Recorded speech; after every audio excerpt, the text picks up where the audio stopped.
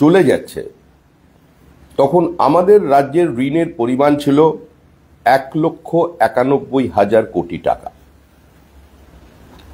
মামাটি মানুষের সরকার, এগিয়ে বাংলা, পৃথিবীর কোন সরকার যে কাজ করতে পারেনি সেই কাজ পশ্চিমবঙ্গ সরকার করে দেখিয়েছে, তৃণমূল সরকার করে দেখিয়েছে, মুখ্যমন্ত্রীর দাবি। আজকে আমরা সম্পূর্ণ ঋণ জানে জড়িয়ে পড়লাম। এই মুহূর্তে পশ্চিমবঙ্গের ঋণ 1,91,000 কোটি টাকা থেকে বেড়ে দাঁড়িয়েছে 7,61,000 কোটি টাকায়। মুখ্যমন্ত্রী কি করতে পেরেছেন, কি করতে পারেননি, সেটা মানুষের জানা। মুখ্যমন্ত্রী যে রিপোর্ট কার্ডই পেশ করুন না কেন, মানুষের রিপোর্ট কার্ড তৈরি করে নিয়েছে যে 26-এর নির্বাচন তৃণমূলের বিসর্জন। মানুষ তৃণমূল কংগ্রেসকে গ্রহণ করেছিল, পরীক্ষা করেছে, নিজের দেহ মন দিয়ে স্পর্শ করেছে। এখন তৃণমূলকে প্রত্যাখ্যান করার সময়। তৃণমূল চলে যাচ্ছে, তৃণমূল চলে যাবে, তৃণমূল চলে যাবেই। কোন মহাকাল মন্দির, দীঘার কোন জগন্নাথ মন্দির, কোন সালাম আদাব হরিবোল, এগুলো তৃণমূল সরকারকে রক্ষা করতে পারবে না। ডিমের দাম বাড়ছে, তার জন্য কেন্দ্র সরকার দায়ী। পশ্চিমবঙ্গ কেন ডিম উৎপাদন করতে পারছে না, তার উত্তর কে দেবেন? কোন মন্ত্রক দেবে পশ্চিমবঙ্গ সরকারের? জল জীবন মিশন, মুখ্যমন্ত্রী বলছেন 99% কাজ সেখানে সম্পূর্ণ হয়ে গেছে।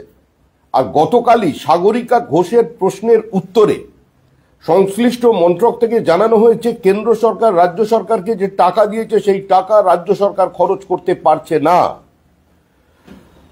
2021-2022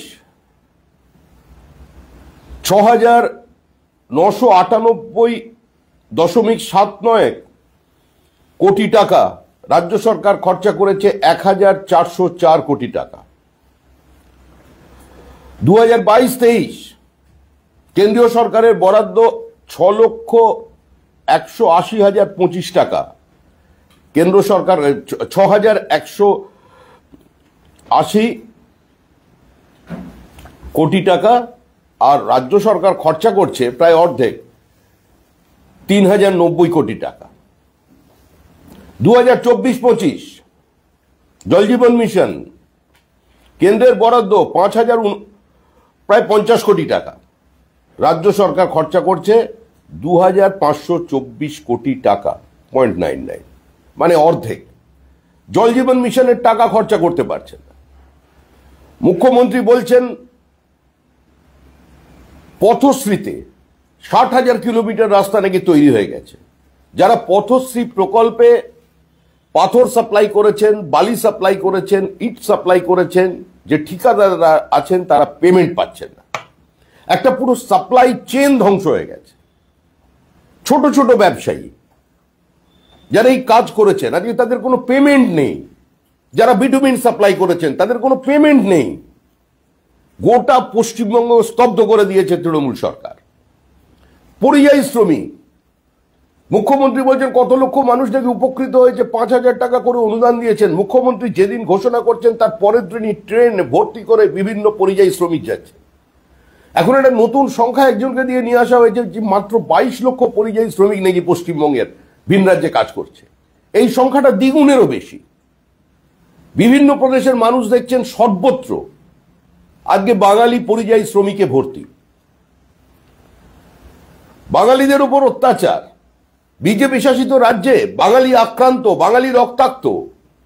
যত মুখ্যমন্ত্রী বিবৃতি দিচ্ছেন তত বেশি বাঙালি আজকে ওখানে পৌঁছে যাচ্ছে।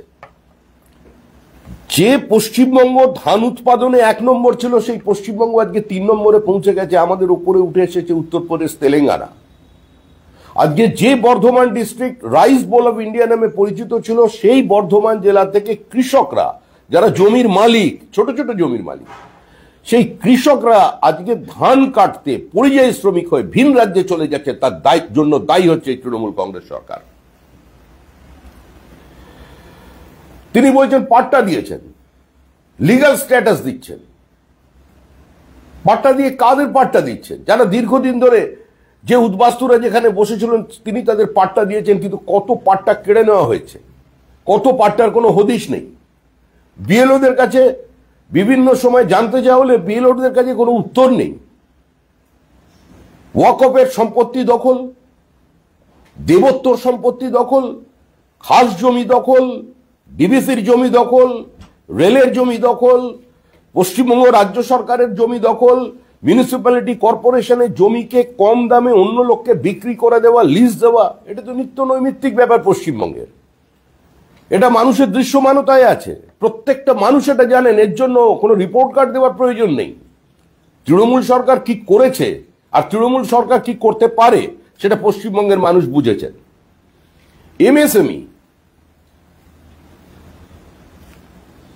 1.3 crore, এমএসএমইতে আমরা নাকি 1 নম্বর।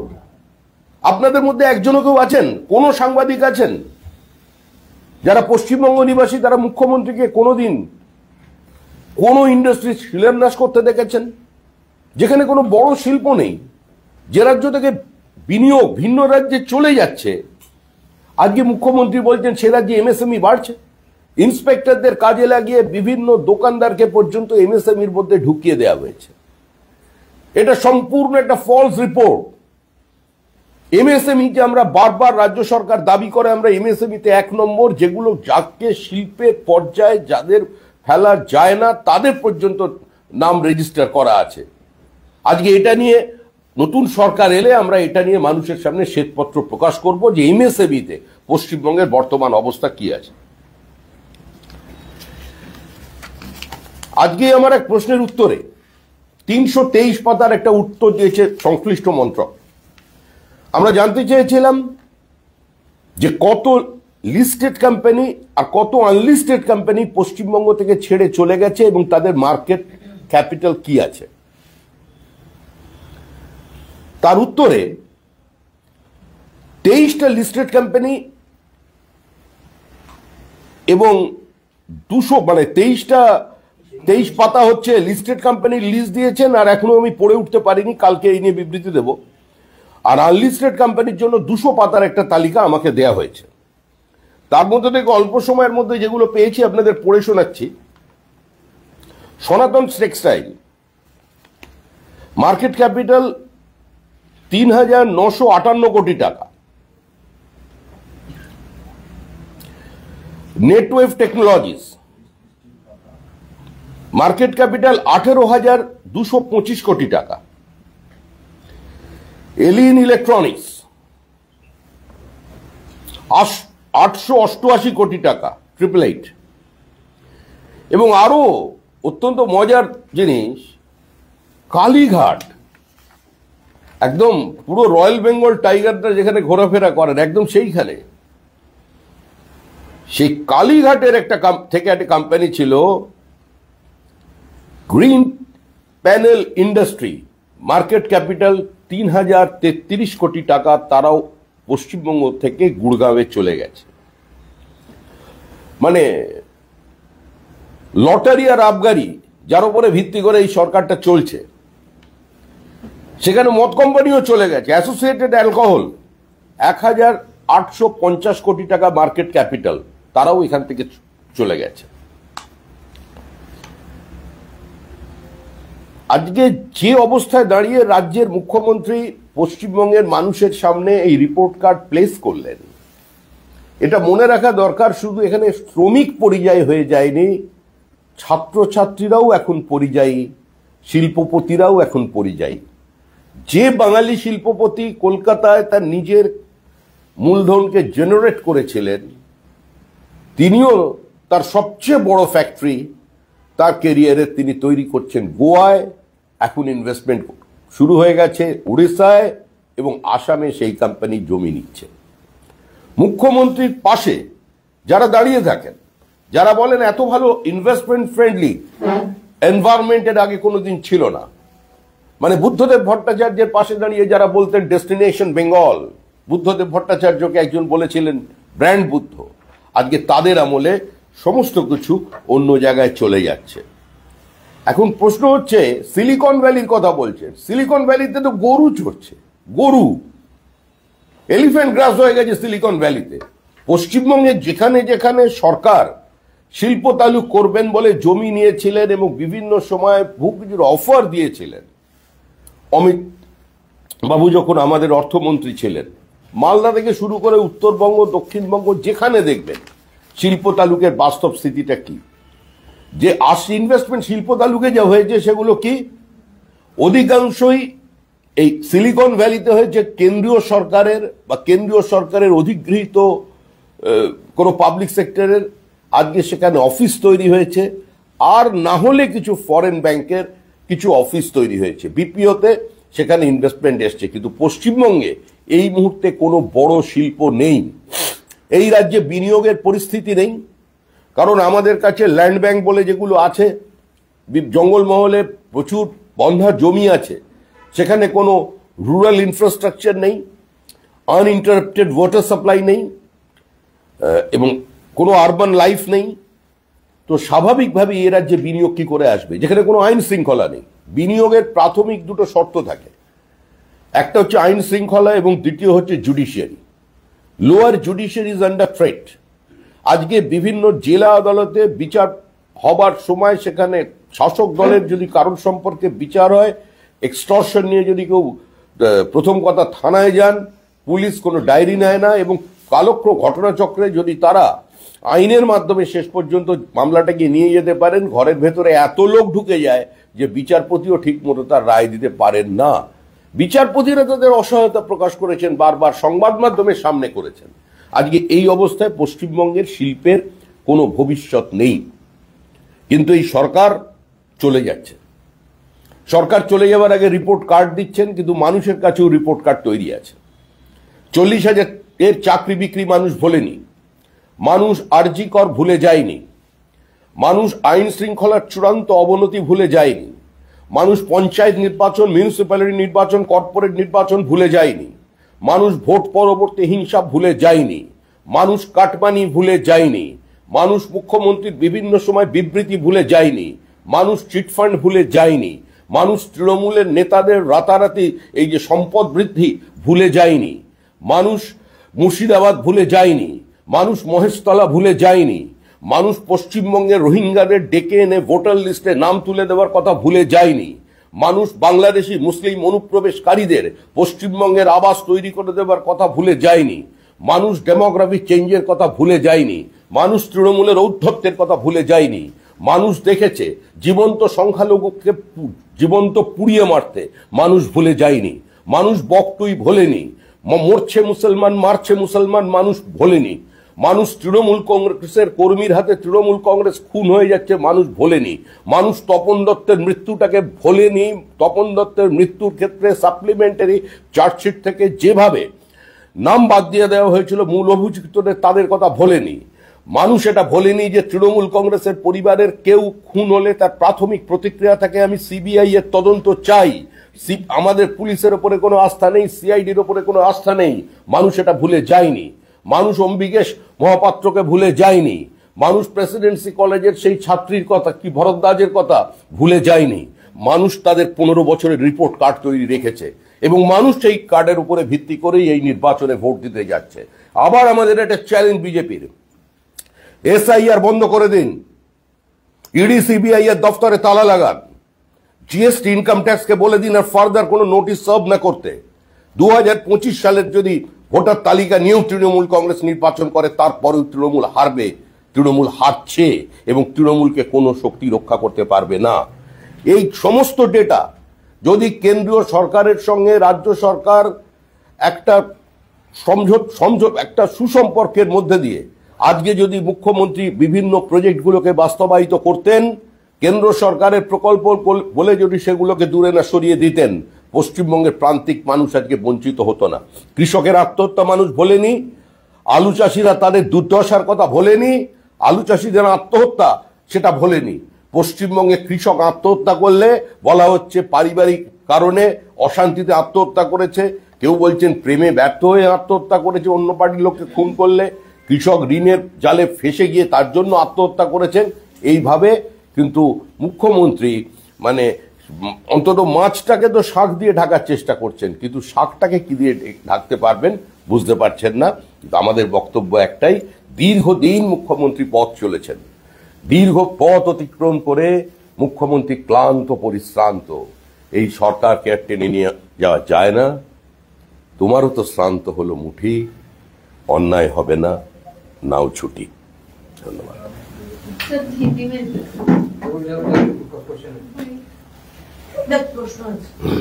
আর কি, সব শেষ হয়ে গেছে।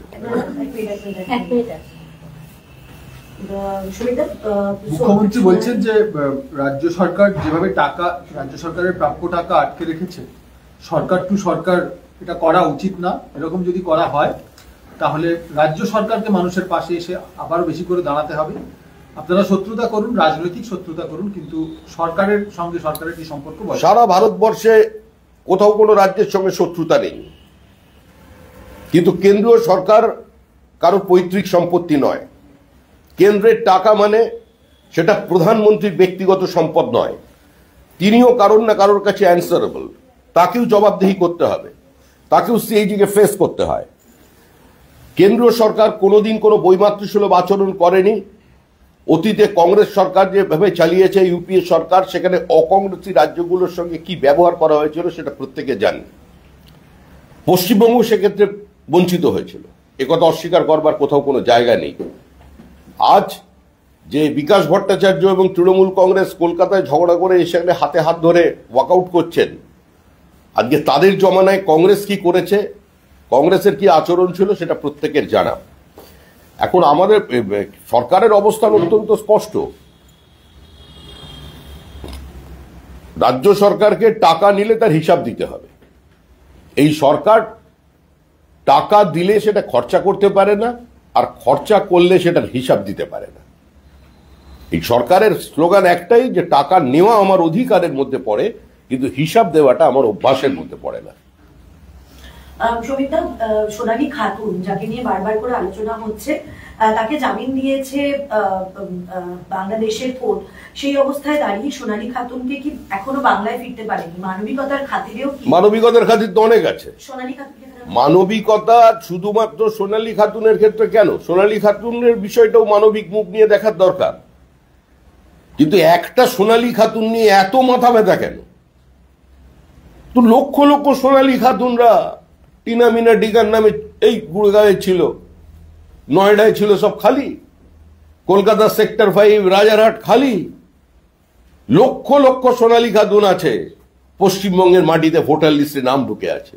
আরে মানুষ কবরে চলে গেছে, সে তার নাম ভোটে, কবর থেকে উঠে এসে ভোট দিয়ে চলে যাবে? ভাবা যায়? কোথায় আছে এক, মানে ওই একজনের 3জন সন্তানের বাবা হঠাৎ জানতে গেল 2 মাস পরে যে মানে সে আরো 5টা ছেলে মেয়ে জন্ম দিয়ে দিয়েছে। এ কোথায় পাবে? ভাই বোনের বিয়ে হচ্ছে, স্বামী স্ত্রীর বাবা এক। এ কি, এ কোন সমাজে হয়েছে ভাই নিজের ভাই বোনকে বিয়ে করছে? এটা পশ্চিমবঙ্গে সম্ভব, এগিয়ে বাংলা। গ্রাম সড়ক যোজনা, 100 দিনের কাজ বা অন্য প্রকল্প, সেগুলিতে পশ্চিমবঙ্গ 1 নম্বরে ছিল, কিন্তু আপনারা টাকা বন্ধ করে দিয়েছেন শুধু রাজনৈতিক উদ্দেশ্যে। এইভাবে বাংলাকে বদনাম করছেন আপনারা, কেন্দ্রীয় সরকার, বিজেপি। প্রধানমন্ত্রী গ্রাম সড়ক যোজনা 4.0 2024 সাল পর্যন্ত সেখানে টাকা দেওয়া হয়েছে, পর্যাপ্ত টাকা। একটা প্রকল্পের টাকা অন্য জায়গায় সরিয়ে নিয়ে গিয়ে পশ্চিমবঙ্গ সরকার যেভাবে সরকার চালিয়েছে তার পরিণতি হিসেবে এই জায়গায় দাঁড়িয়েছে। 100 দিনের কাজ, ক টাকা পাওয়া যায় 100 দিনের কাজে? আর পশ্চিমবঙ্গ 100 দিনের কাজের 8টা ক্রাইটেরিয়া না 10টা ক্রাইটেরিয়ার মধ্যে আমরা 1 নম্বরে আছি। কোথায়? যে আমরা সবচেয়ে বেশি লোককে কাজ দিয়েছি 100 দিনের কাজে। তা 100 দিনের কাজে দুর্নীতি করেছে সরকার, স্বীকার করেছে। কেন্দ্র সরকার বলছে যে যখন দুর্নীতি করেছে মানুষগুলো যখন চিহ্নিত হয়েছে তাদের বিরুদ্ধে শাস্তিমূলক ব্যবস্থা নাও, তাদের থেকে টাকা উদ্ধার করো। রাজ্য সরকার বলছে আমি টাকা উদ্ধার করতে পারবো না, আমি আমাদেরই সরকারি টাকা আমি সেখানে দিয়ে দেবো। তো এটা তো চলতে পারে না। 100 দিনের কাজ এবং প্রধানমন্ত্রী আবাস যোজনা বা ওই কি বলে লক্ষ্মীশ্রী পথশ্রী এই যা কিছু চলছে না, এর সমস্ত জায়গাতেই দুর্নীতি স্পর্শ আছে। তৃণমূল কংগ্রেসের প্রাতিষ্ঠানিক লুট, দুর্নীতি এবং প্রচার সর্বস্ব রাজনীতির জন্য আজকে পশ্চিমবঙ্গের উন্নয়ন ব্যাহত হয়েছে। পার্শ্ববর্তী রাজ্য ত্রিপুরা, আসাম যেভাবে এগিয়ে চলেছে, উড়িষ্যায় উন্নয়ন যে দেখা যাচ্ছে, সেটা পশ্চিমবঙ্গের ক্ষেত্রে নেই, শুধুমাত্র বিভাজনের রাজনীতির কারণে। আপনারা কিন্তু টাকা দিচ্ছেন না, কিন্তু তাতে রাজ্যের ও আর গল্প শুনছে না, রাজ্যের উন্নয়ন থমকে নেই। গঙ্গাসাগর সেতু এবং ঘাটাল মাস্টার প্ল্যান দুটোই মমতা বন্দ্যোপাধ্যায় আজকে বলেছেন তারা করছেন। শুনুন, মমতা বন্দ্যোপাধ্যায় ঘাটাল মাস্টার প্ল্যান শুরু করে যাবেন, শেষ করবে অন্য সরকার। যদি কোনো সরকার করতে পারে সেটা বিজেপি সরকারই করবে। ঘাটাল মাস্টার প্ল্যানকে বাস্তবায়িত করবার ক্ষমতা মমতা বন্দ্যোপাধ্যায়ের নেই।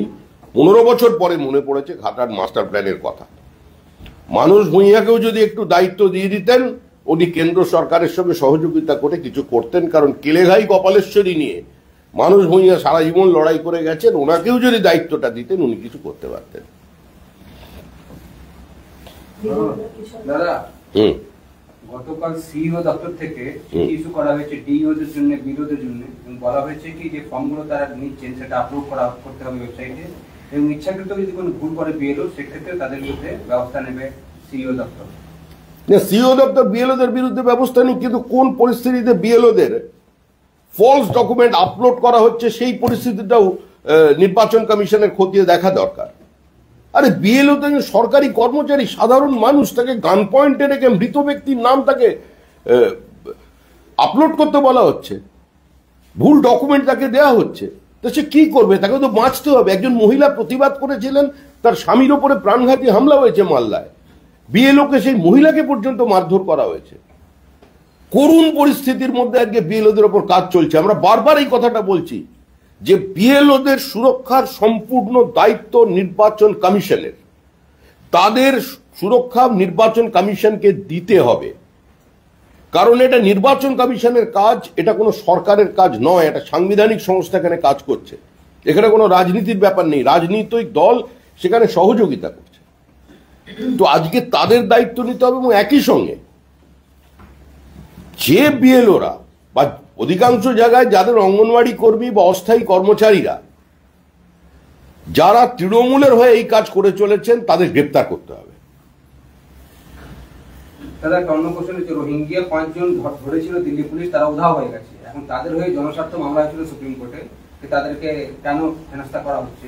সুপ্রিম কোর্ট আজকে চিফ জাস্টিস অবজার্ভ করেছেন কি অনুপ্রবেশকারীরা যদি আসে এইভাবে, তাদের বিরুদ্ধে রেড কার্পেট বিছানো যাবে না। যারা অনুপ্রবেশকারী রয়েছে তাদের বিরুদ্ধে ব্যবস্থা নিতেই হবে সরকারকে। এই কথা তো আমরাও বলছি, এটা তো ধর্মশালা নয়, যার যখন আসে ঢুকে পড়বেন। কারোর বাড়ি তৈরি করতে গেলে জমির মধ্যে 1.5 ইঞ্চি যদি একটু প্রতিবেশীর পাঁচিল এদিক ওদিক হয়ে যায়, মামলা করতে চলে যাচ্ছে। তো নেতাদের এত বাগান বাড়ি আছে, এত ফ্ল্যাট আছে, একবার ওখানে ঢুকিয়ে দিন না রোহিঙ্গাদের নিয়ে গিয়ে। সম্পত্তি তো কারোর কমেনি।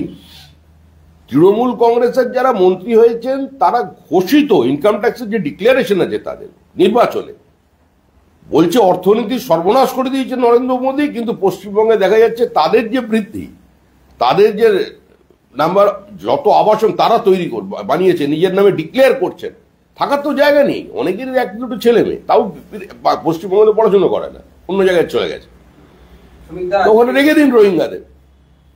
আজকে মুখ্যমন্ত্রী বলছেন কি বিহার খুব সম্ভবত তিনি উদাহরণ দিচ্ছেন যে সেখানে 10,000 টাকা দেওয়া হয়েছে ইলেকশনের আগে, এবং তারপরে সেখানে বুলডোজার চালানো হচ্ছে। তিনি বলছেন 5 বছরে তিনি 60,000 টাকা দিয়েছেন, 1,000 টাকা করে মাসে দিয়েছেন, এবং সেটা কন্টিনিউয়াস প্রসেস, প্রত্যেক মাসে দিচ্ছেন, শুধু ভোটের আগে। ও সারা ভারতবর্ষ বহু সরকার দেয়। এটা শুরু করেছিলেন মধ্যপ্রদেশে শিবরাজ সিং চৌহান, লাডলি লক্ষ্মী যোজনা, তার অনুকরণ করছেন। কত টাকা পায় মধ্যপ্রদেশের মেয়েরা 18 বছর বয়স হয়ে গেলে? আর পশ্চিমবঙ্গে কত টাকা পাচ্ছে পশ্চিমবঙ্গের মহিলারা? এই ধরনের মহিলাদের সম্পর্কে যারা উক্তি করেন যে মমতা বন্দ্যোপাধ্যায় 1200 টাকা পাচ্ছেন, মহিলাদের ভোট মমতা দিকে, সেরকম হবে না। বিজেপি ক্ষমতায় এলে যে টাকা মুখ্যমন্ত্রী আজকে দিচ্ছেন লক্ষ্মীশ্রীর মধ্যে দিয়ে, আমরা অন্নপূর্ণা যোজনায় এর দ্বিগুণ টাকা, 1 টাকা বেশি হলেও তার থেকে পশ্চিমবঙ্গের মহিলারা পাবেন। এটাও বলছে দাদা, অন্য রাজ্যগুলিতে যে যোজনাগুলো চলছে সেখানে কিছু না কিছু নিয়ম রয়েছে, যেমনি গাড়ি থাকলে পাবে না, পাকা বাড়ি থাকলে পাবে না, তিনি ইউনিভার্সাল, মানে পশ্চিমবঙ্গে মহিলা হলেই সেই অ্যাকাউন্টে 1000 টাকা যাবে লক্ষ্মী ভান্ডার, কোনো নিয়ম নেই এখানে, তিনি বাদেন। স্টেট গভর্নমেন্ট কোনো নিয়ম রাখেনি, ইউনিভার্সাল। বেনিয়মেরই তো সরকার এটা, উনিও এদিকেও কোনো নিয়ম রাখেননি, ওপরেও কোনো নিয়ম রাখেননি। ওনার নিয়ম একটাই, বুথে লিড চাই, জো জিতা ও সিকান্দার। দাদা পরশুদিন বিএলওরা ইলেকশন কমিশন দপ্তর ঘেরাওয়ের ডাক দিয়েছে। কোন বিএলওরা? কোন সুস্থ বিএলও ওখানে যাবে নাকি? বিএলওর নাম করে তৃণমূল কংগ্রেসের কর্মীরা ওখানে জমায়েত হয়, অঙ্গনওয়াড়ি কর্মীরা যাবে, অস্থায়ী সরকারি কর্মচারী, ক্যাজুয়াল লেবার, তাদের নিয়ে যাবে না। তৃণমূলপন্থী 2-4 জন যেতে পারেন, কারণ তারা পিছন থেকে এত টাকা পয়সা করে ফেলেছেন। কারণ অনেকেরই তো স্কুল টিচারও ঢুকে গেছেন চাকরি বিক্রিতে, যে স্কুলের চাকরিটা চলে গেলেও এসে যাবে না কিছু, তারা যেতে পারে। তিনি বলছেন কি বিএলও যারা মারা গেছেন তাদেরকে তিনি 2 লাখ টাকা দেওয়ার জন্য ঘোষণা করছেন। তিনি বলেছেন যারা বিএলওরা মারা গেছে তাদের জন্য 2 লক্ষ করে টাকা রাজ্য সরকার দেবে। আরে ডেঙ্গুতে যারা মারা গেছে তাদের জন্য কত টাকা করে দিচ্ছেন?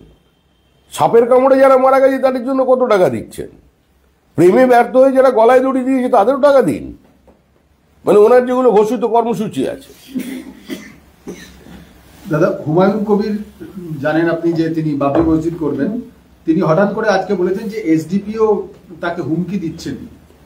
না না, ও সমস্ত তৃণমূলী নাটকের মধ্যে আমরা নেই। মুখ্যমন্ত্রী এ নিয়ে কি বলছেন? কারণ মুখ্যমন্ত্রীকে প্রশ্ন করেন না কেন?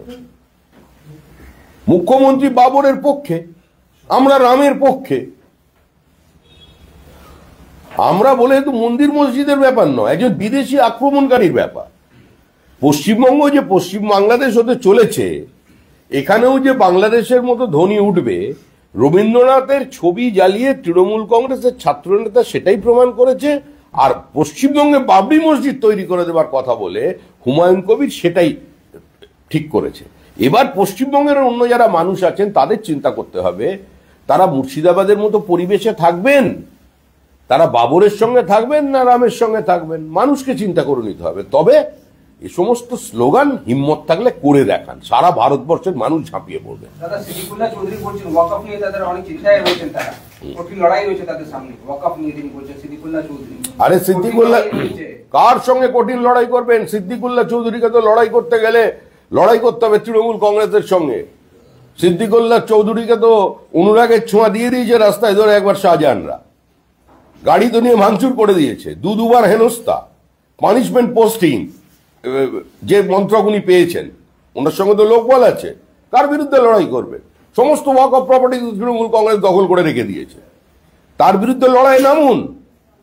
আপনি তো বঞ্চিত, আমরা বলছি তো, আপনি অবহেলিত, আপনি আক্রান্ত, আপনি নিজের সুরক্ষার কথা চিন্তা করুন, আর তৃণমূলের সঙ্গে লড়াই করুন। দাদা শেষ প্রশ্ন, কার ভাই পাচ্ছে না। এসআইআর নিয়ে আলোচনা কেন্দ্রীয় সরকার রাজি হয়েছে, জানিয়েছে 9 এবং 10 তারিখ লোকসভায় আলোচনা হবে, তারপর রাজ্যসভায় হবে। কিন্তু তৃণমূল কংগ্রেসের বক্তব্য যে তারা বন্দে মাতরম নিয়ে আলোচনার আগে এসআইআর চায়, কোনোভাবেই অন্য সাবজেক্টে আলোচনা তারা চাইছে না শুরুতে। দেখুন, আজ সর্বদলীয় বৈঠকে তো এই মুহূর্তে যাদের সংখ্যা বেশি সেই কংগ্রেস, মানে বিরোধী দল। রাহুল গান্ধী, মল্লিকার্জুন খাড়গে এরা ছিলেন, তাদের সঙ্গে সহমতের ভিত্তিতেও ওখানে তৈরি হয়েছে। তৃণমূল কংগ্রেস আবার এখন কংগ্রেসের সঙ্গে কখনো প্রেম কখনো বিচ্ছেদ, এদের তো বোঝা খুব কঠিন। এটা ওদের পারিবারিক ব্যাপার, মা মেয়ের ব্যাপার, আমরা কি বলবো বলুন তো? আর তৃণমূল বললেই সেটা হবে এরকম তো হতে পারে না।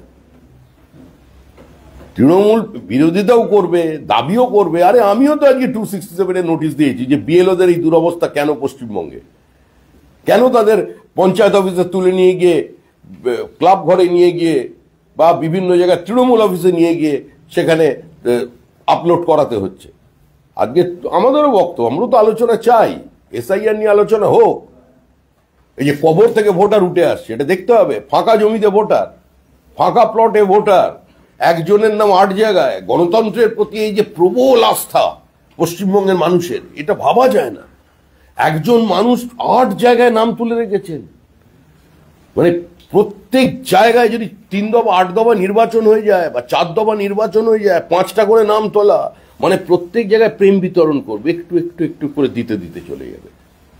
আমরাও তো চাই এগুলো নিয়ে আলোচনা, যে কি ধরনের, ওই কি একটা গান আছে না, আমি বারবার বলছি ওইটা, 11 মাসে 3টি, শচীন কর্তার গান। 5 মাসের একটি ছিল প্রথম লাইনটা,